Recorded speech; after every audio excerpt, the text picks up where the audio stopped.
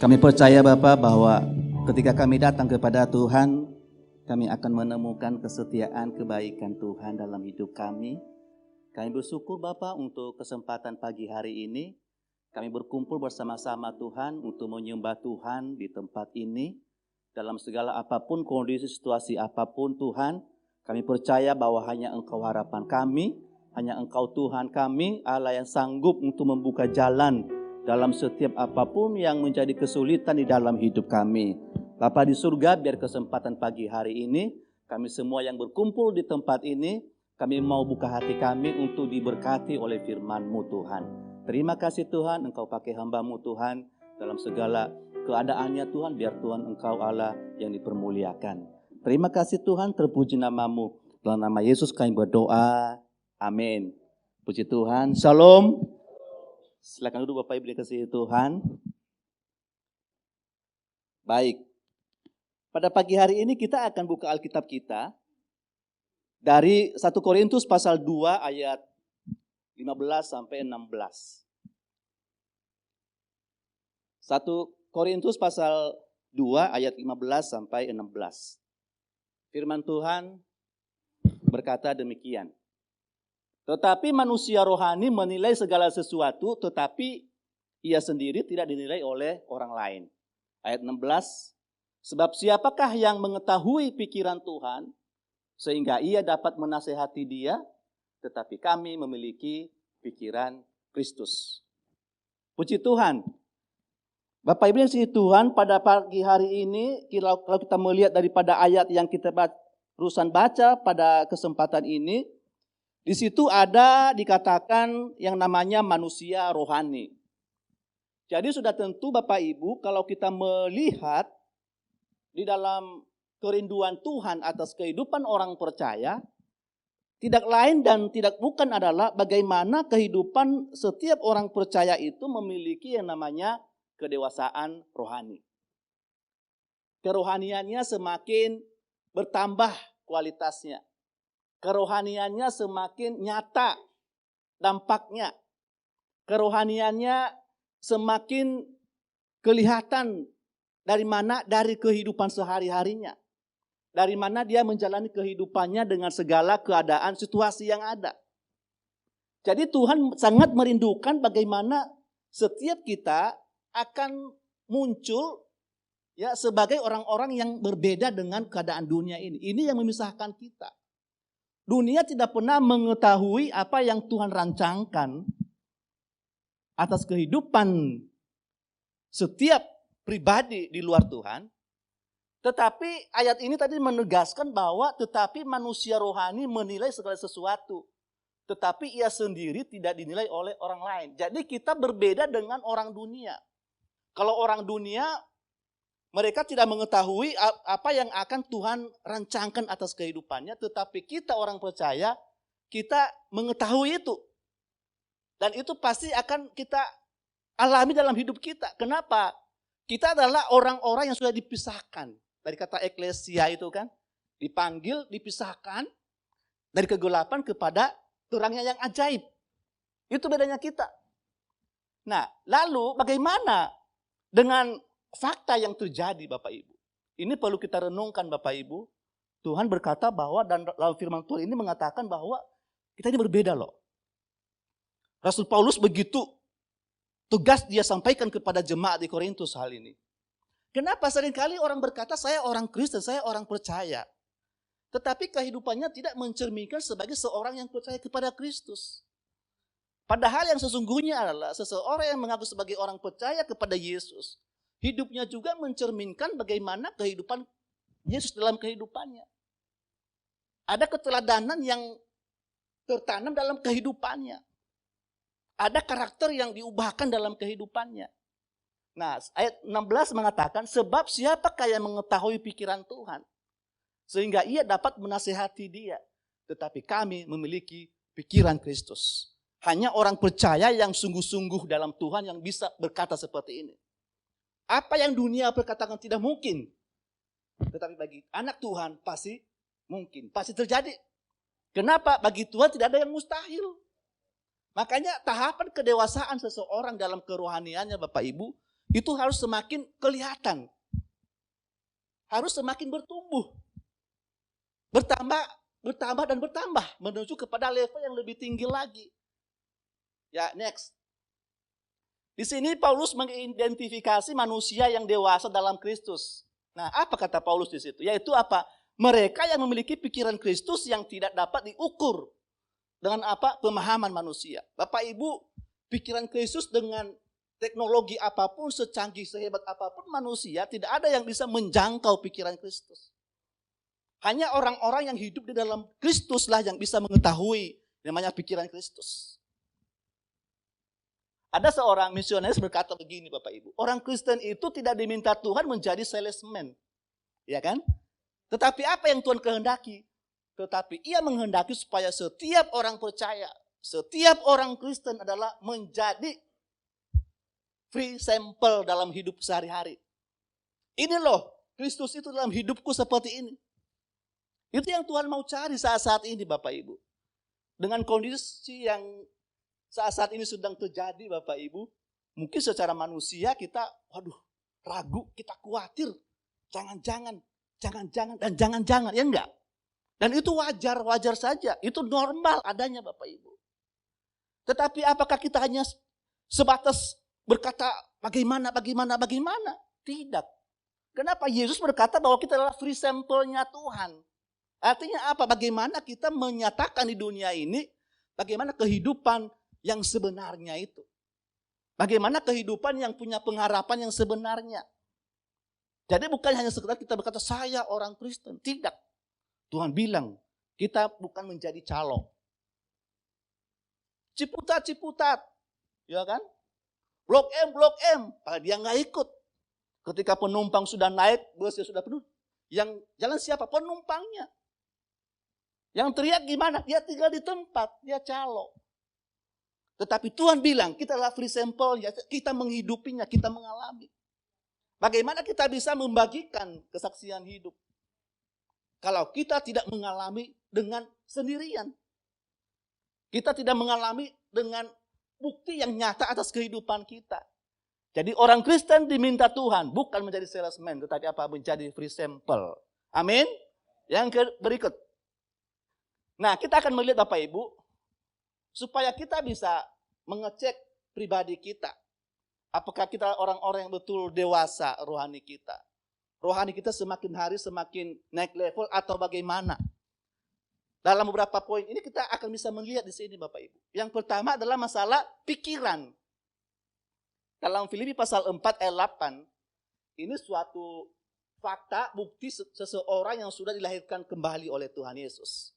Di jemaat Filipi ini sangat betul-betul Paulus lagi menegaskan hal ini. Ini yang harus terjadi. Tidak boleh tidak. Tidak boleh diabaikan hal seperti ini. Kenapa? Ini merupakan wujud bagaimana hidup orang percaya sudah diubahkan. Hidupnya sudah dewasa. Yaitu apa? Pikiran. Jadi akhirnya saudara-saudara semua yang benar, semua yang mulia, semua yang adil, semua yang suci, semua yang manis, semua yang sedap didengar, semua yang disebut kebajikan dan patut dipuji, pikirkanlah semuanya ini. Ini kesimpulan Bapak Ibu, ini rangkuman dari seluruh esensi kehidupan yang berkenan kepada Tuhan. Itu bagaimana kita memikirkan apa yang berkenan kepada Tuhan. Memikirkan apa yang Tuhan kehendaki atas hidup kita. Merenungkan kebajikan Tuhan setiap saat, setiap hari. Merenungkan bagaimana kebaikan Tuhan atas kehidupan kita. Amin. Bukan merenungkan bagaimana berapa yang positif hari ini. Memang Bapak Ibu kemarin kan berapa? 3.000 lebih ya. Saya sempat lihat gitu. Kelihatannya secara manusia kayaknya agak diragukan ini. Ya, ini Mas Corona ini kok enggak pergi-pergi juga ya. Dia betah amat di Indonesia. Bapak Ibu ini kalau ini yang kita renungkan terus memang secara manusia menakutkan ya. Kita bagaimana lagi kan seperti itu. Tetapi satu hal bahwa percaya bahwa Tuhan tidak pernah meninggalkan kita, amin. Virus, bakteri, apapun, persoalan, masalah apapun yang terjadi. Dan itu tidak bisa kita hindari Bapak Ibu. Ya, itu tidak ada yang bisa menghindari. Tetapi apa yang bisa kita lakukan? Percaya kepada Tuhan. Bahwa Dia sanggup. Untuk apa? Untuk membentengi kehidupan kita. Untuk melindungi kita dari segala apapun malapetaka, celaka yang terjadi di sekitar kita. Di dalam kehidupan orang Israel, ada begitu banyak mukjizat yang Tuhan kerjakan. Sebagai bukti untuk apa? Membentengi orang-orang pilihannya sendiri. Tuhan itu tidak pernah tinggal diam Bapak Ibu. Dengan situasi kondisi yang ada, yang kita hadapi saat-saat ini. Kita mungkin mengalami virus-virus dalam usaha kita agak terganggu ya kan. Virus untuk masalah-masalah dalam hidup kita.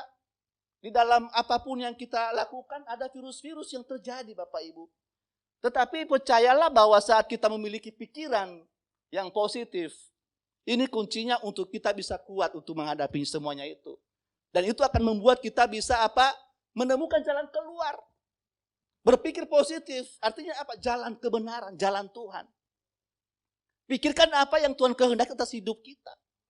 Bagian kita adalah apa? Melakukan apa yang Tuhan kehendaki. Dan selebihnya adalah semua yang hal-hal yang tidak benar, tidak baik itu akan halaukan atas hidup orang percaya. Amin. Next. Ya, berpikir adalah saat mulut kita diam dan kepala kita berbicara sendiri. Ini berpikir Bapak Ibu. Artinya apa? Bagaimana kita menenangkan hati kita kepada Tuhan.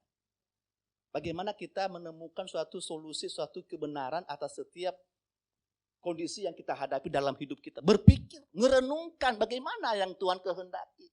Tatkala kepala kita berbicara sendiri, saat itulah terungkap bagaimana kita bertindak secara moral, spiritual. Jadi saat kita memikirkan apa kebaikan Tuhan, bagaimana kehendak Tuhan, kebenaran Tuhan, maka di situ kita akan menemukan pewahyuan itu Bapak Ibu. Ada inspirasi. Kenapa? Itu bukti bahwa Allah itu menyertai kita. Mungkin kita kadang berkata bagaimana sih caranya kalau dikatakan Allah Immanuel itu. Allah beserta kita. Aku lihat kiri kanan nggak ada Tuhan, nggak kelihatan. Lihat depan belakang nggak ada, adanya tembok. Depan adanya pateja, kiri kanan nggak ada siapa-siapa. Kan seperti itu Bapak Ibu. Ternyata di sini kita bisa mengetahui Bapak Ibu. Bagaimana buktinya bahwa Allah menyertai kita. Itu apa? Kita menenangkan, bersemedi dengan Tuhan. Intimasi dengan Tuhan. Intim dengan Tuhan. Di situ kita menemukan bahwa Allah itu beserta dengan kita. Makanya tidak ada jalan lain kalau kita mau menemukan Tuhan. Ya temukan dengan apa? Berdiam diri dengan Tuhan. Berpikir dengan Tuhan. Pikirkan Tuhan setiap hari, setiap saat. Kenapa saat kita berpikir itu, di situ kita menemukan banyak hal tentang kebaikan dan kebajikan Tuhan. Tapi ingat, pikirannya yang positif, bukan negatif. Bukan kita merenung, menenangkan diri yang dipikirkan, berapa ya belanjaan hari ini. Kan seperti itu. Biasanya kan kalau mak-mak begitu kan. Ibu-ibu yang suka ke pasar gitu kan. Ya dia sih kelihatan merenung. Gitu. Tapi pikirannya masalah pasar, masalah harga, beras berapa. Wah, ada banyak hal yang membuat kita seakan-akan berpikir. Waduh, mall dibuka enggak ya? Dibuka sih tapi dibatasi. Ya, aku enggak bisa datang gitu kan. Yang biasanya bebas ke sana kemari, tinggal dipilih mall yang mana. Paling tidak sehari 2 atau 3 mall lah gitu kan. Sekarang gimana bisa kemana-mana gitu kan, keadaannya begini kan. Karena seperti itu. Tuhan mau menghendaki supaya apa? Setiap saat itu kita merenungkan firman. Kurenungkan firman-Mu siang dan malam loh. Berarti nggak ada waktu lowong yang tidak dipakai untuk merenungkan firman. Jangan merenungkan nasib gitu kan. Tetapi renungkan bahwa kalau saat ini kita bisa ada dan juga bisa beribadah sampai saat itu anugerah Tuhan Bapak Ibu. Kalau kita melihat lingkungan kita, masih ada yang belum berani seperti ini. Dan belum boleh juga kan, apalagi kalau di DKI. Itu sangat dibatasi sekali. Tetapi anugerah Tuhan dalam keadaan begini, kita masih bisa beribadah secara korporat di tempat ini. Ini karena apa? Kebaikan Tuhan. Kita bisa bersama-sama melakukan ibadah kita bersama dengan Tuhan. Nah, untuk membentengi pikiran kita dan menghalangi masuknya pengaruh yang dapat menghalangi perjalanan kita dengan Allah atau pikiran positif ini, ada yang harus kita lakukan.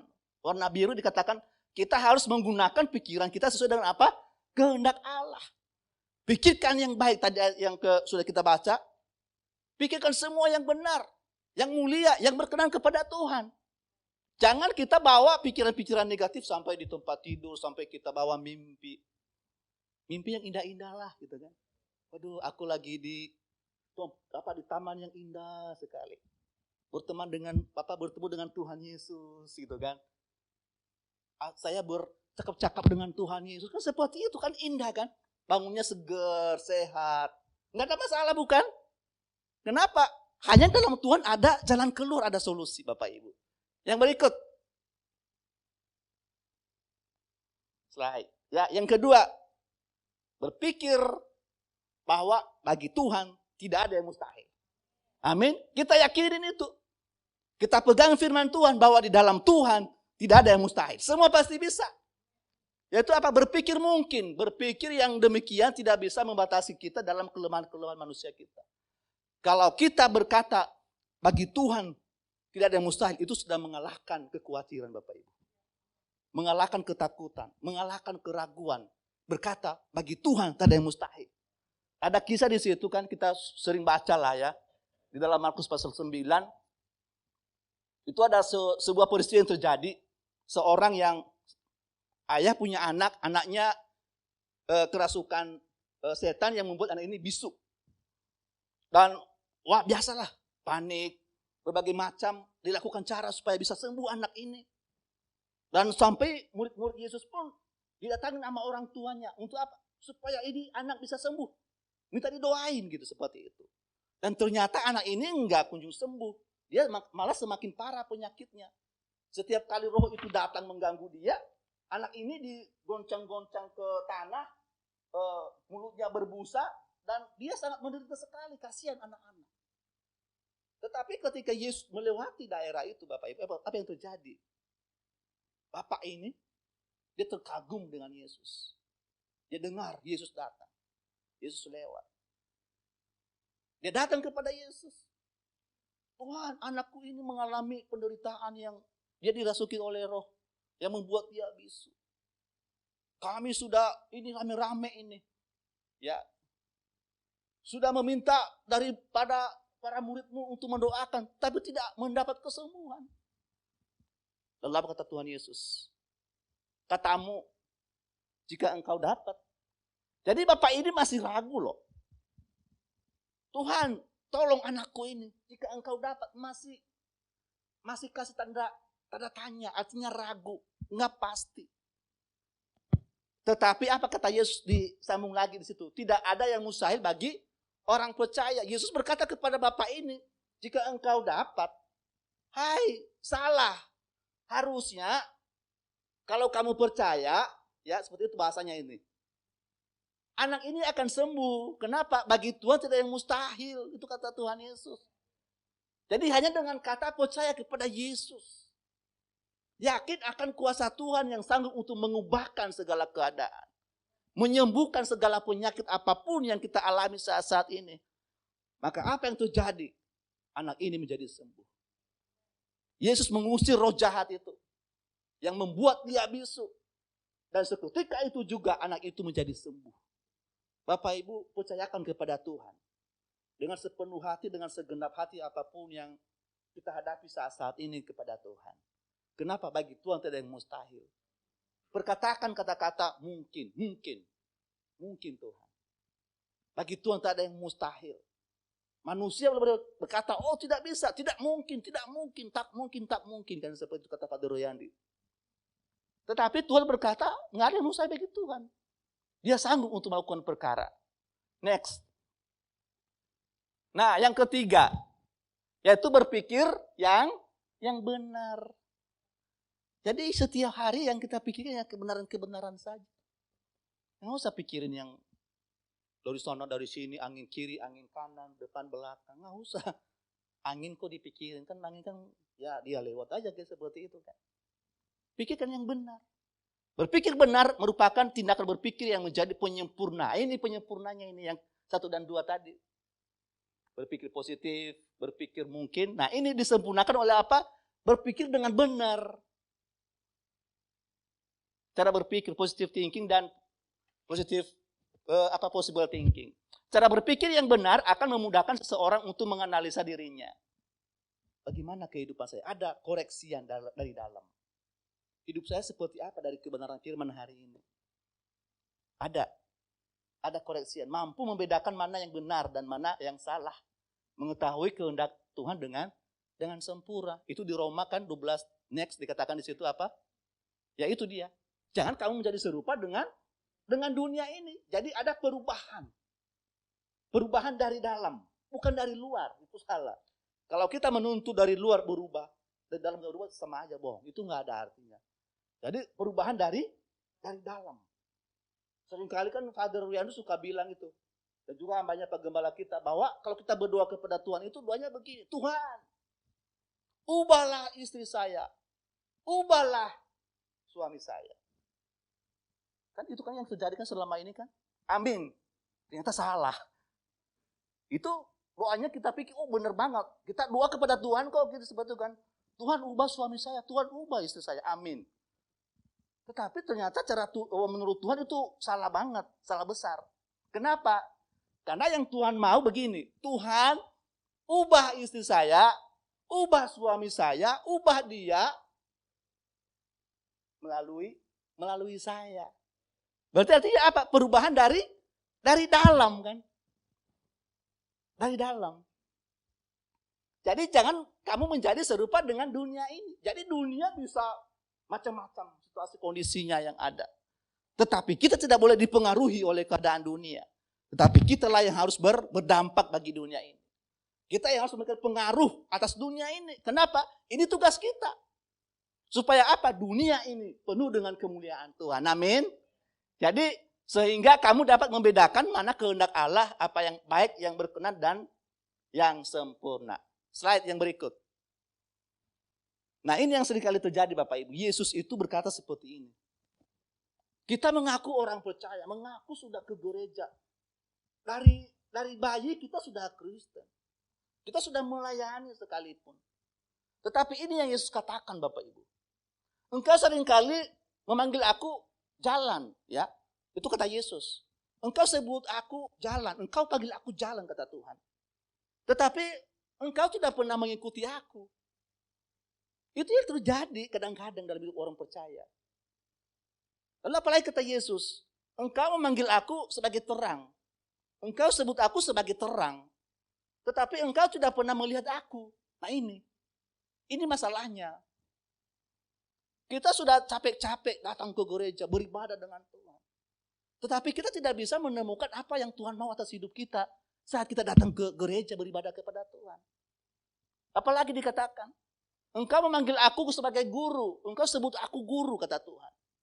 Tetapi engkau tidak pernah mendengar apa yang aku katakan. Jadi Tuhan mau supaya apa? Kita menjadi murid sejati. Seorang murid, dia setia dan taat kepada gurunya dalam kondisi apapun. Supaya apa? Dia naik level. Dia mengikuti rule, ya. Ada aturan-aturan firman yang ada bagi kita. Lalu apalagi, engkau memanggil aku, engkau sebut aku sebagai Tuhan. Ya, pakai kata Lord, Tuhan. Tetapi engkau tidak melayani aku. Nah ini yang seringkali juga salah. Aku itu melayani Tuhan, dan yang namanya melayani itu hanya yang di mimbar, hanya yang di musik, di WL, di singer. Padahal salah Bapak Ibu. Setiap apapun yang kita lakukan hal yang benar itu sudah melayani Tuhan. Amin. Tidak hanya di mimbar, tidak hanya pakai jas dan sebagainya Bapak Ibu, tidak. Hidup kita berkenan kepada Tuhan itu sudah melayani Tuhan. Kenapa? Kita adalah sudah menjadi milik Kristus. Jadi seorang milik Kristus dia menghidupi juga namanya kerajaan Allah itu nyata dalam kehidupannya. Dia anak kerajaan. Lalu apalagi dikatakan, engkau memanggil aku sebagai kebenaran. Tetapi apa? Engkau tidak percaya. Jadi kebanyakan hanya di mulut. Lip service. Padahal Tuhan berkata bahwa bukan hanya sekedar di mulut Bapak Ibu. Tuhan mau berkata bahwa supaya apapun yang kita perkatakan, kita lakukan dalam hidup kita. Kenapa? Hidup sebagai orang Kristen itu bukan teori, tapi apa? Fakta kenyataan. Maka dia berkata di situ, kamu jangan kaget. Itu kan dalam Matius pasal 73 ya. Ya, aku akan suatu hari aku tidak berkata, aku tidak mengenal engkau. Tuhan, aku percaya kepadamu. Aku sudah melayani engkau, sudah mengusir setan dalam namamu. Tapi Yesus berkata, enyalah engkau, iblis, kata Tuhan. Aku tidak mengenal siapa engkau. Ternyata bukan masalah yang kelihatan, Bapak Ibu. Bukan masalah apa yang kita kerjakan, apa yang kita lakukan. Tetapi apa? Bagaimana kita menghidupi apa yang kita lakukan. Bagaimana kita menghidupi firman yang kita dapatkan setiap saat. Next. Masih ada? Ya. Jika kita rindu menjadi orang percaya yang dewasa, maka kekristenan kita harus didemonstrasikan atau diwujud nyatakan. Ini kuncinya. Jadi saya orang percaya harus nyata lewat hidup saya apa yang saya percaya. Orang yang tidak peduli dengan keaktifan, ya, ke gereja, persekutuan, melayani. Tetapi yang paling penting adalah bagaimana kita memiliki karakter atau disebut integritas. Punya statement yang kuat akan Tuhan. Punya motivasi, punya komitmen yang tidak pernah akan bisa digoyahkan oleh apapun. Situasi kondisi apapun tidak bisa mengubahkan hidupnya, imannya kepada Tuhan. Yang berikut. Nah ini yang terakhir. Dan agar kita memiliki karakter dan integritas yang baik, maka harus diawali pada apa? Pembaharuan pola pikir. Pikiran yang diubahkan setiap saat. Pikiran yang negatif berubah menjadi pikiran yang positif. Pikiran yang baik akan menuntun kita pada hidup yang benar. Dengan cara demikian kita akan tampil semakin hari, semakin nyata perubahannya, semakin nyata, semakin kelihatan hal-hal yang berbeda dari yang dulu dan sampai sekarang. Dan akan terus ada hal-hal yang baru yang Tuhan akan nyatakan. Kuncinya apa? Kita mau dewasa dalam Tuhan, amin. Rohani kita semakin hari semakin bertumbuh. Semakin menuju kepada level yang lebih lagi dan lebih lagi. Amin. Puji Tuhan, mari kita berdoa.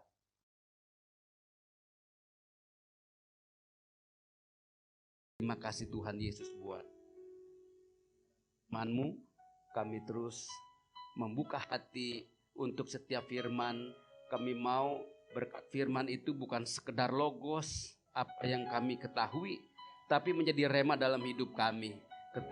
Ketika tiba saatnya kami dibangun, dikuatkan lagi. Kami terinspirasi dari firman-Mu Tuhan Yesus.